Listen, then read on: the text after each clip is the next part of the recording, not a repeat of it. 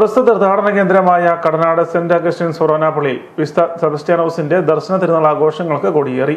വികാരി ഇൻചാർജ് റവ. Doctor Joseph അരിമറ്റത്തിൽ കൊടിയേറ്റ് നിർവഹിച്ചു.